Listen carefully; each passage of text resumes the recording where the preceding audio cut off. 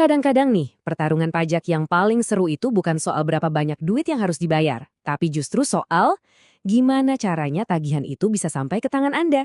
Nah, kali ini kita bakal bahas sebuah kisah sengketa pajak yang mempertanyakan hal paling dasar. Apa pemerintah sudah ngikutin aturannya sendiri? Oke, coba deh bayangin posisi Anda. Misalkan Anda lagi diperiksa pajaknya. Pasti ada aturan main, ada prosedur kan? Tapi pernah nggak kepikiran, gimana kalau prosesnya itu molor, lewat dari deadline yang udah ditentuin? Apa tagihan yang keluar di akhir proses itu masih sah? Nah, ini dia pertanyaan krusial yang bisa jadi relevan buat semua wajib pajak. Dalam cerita ini, ada dua pihak yang saling berhadapan.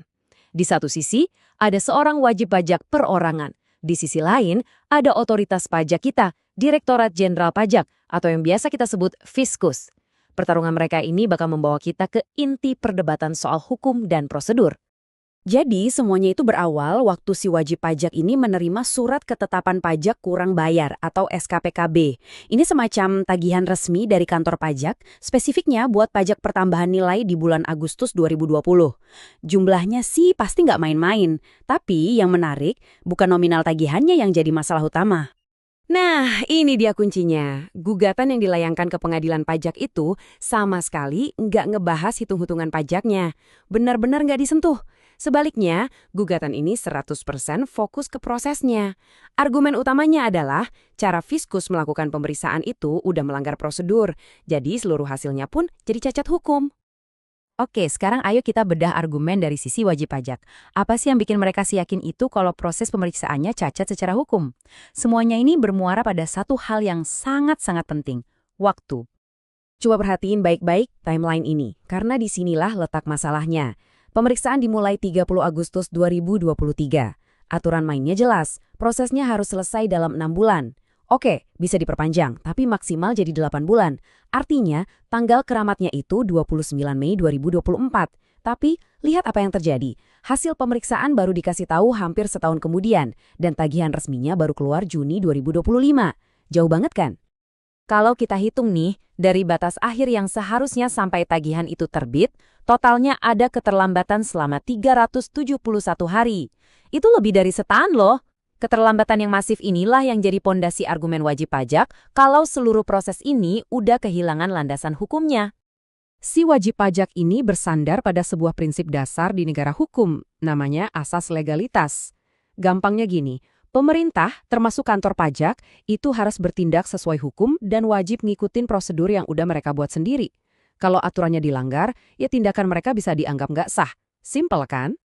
Dan ada satu detail yang menarik dari berkas gugatannya yang bikin kasus ini jadi lebih manusiawi. Kabarnya, petugas pajak itu sempat bilang secara lisan, "Aman Bu, pasti dibantu." Sebuah kalimat yang mungkin awalnya bikin tenang, tapi sekarang malah jadi kontras banget sama prosedur yang kaku dan ternyata terlewat begitu jauh. Tentu saja, Fiskus nggak tinggal diam. Mereka punya pandangan yang 180 derajat berbeda. Yuk, sekarang kita lihat gimana mereka membela diri. Menurut mereka, telat begini tuh nggak otomatis bikin wewenang mereka jadi hilang.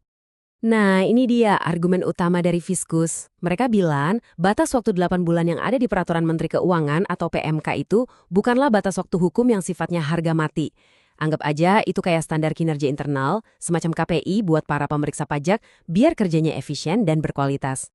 Jadi, landasan hukum utama mereka itu ada di aturan yang lebih tinggi, yaitu Undang-Undang KUP.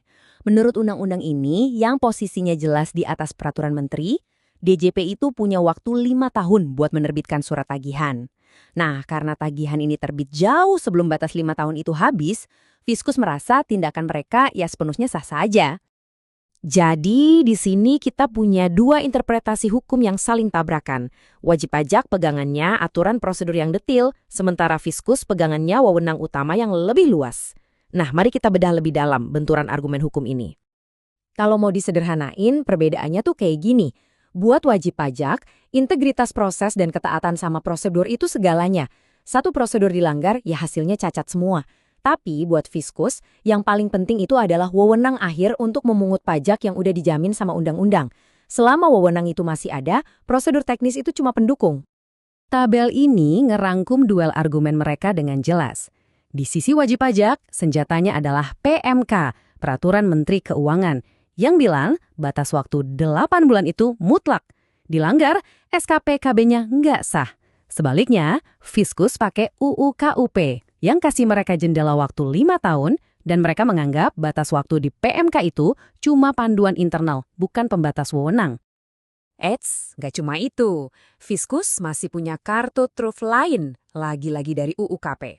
Menurut hukum, surat tagihan hasil pemeriksaan itu cuma bisa dibatalin kalau ada 2 kesalahan fatal. 1, nggak ada surat pemberitahuan hasil pemeriksaan atau SHPH. 2, nggak ada pembahasan akhir. Nah, dalam kasus ini, Fiskus mengklaim dua-duanya udah dilakuin. Jadi, dari kacamata mereka, ya nggak ada celah buat ngebatalin tagihan ini.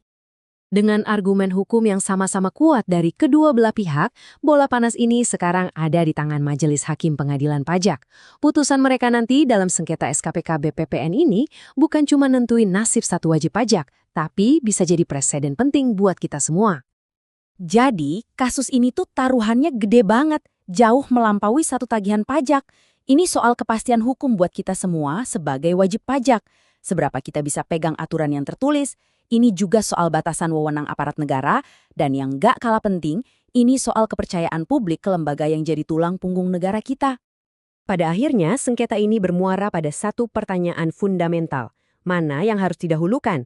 Ketaatan pada prosedur demi kepastian hukum buat warga negara, atau wewenang negara yang luas untuk memastikan penerimaan pajak? Di mana seharusnya kita menarik garis batas di antara keduanya? Kita tunggu saja nanti jawaban dari Pengadilan Pajak.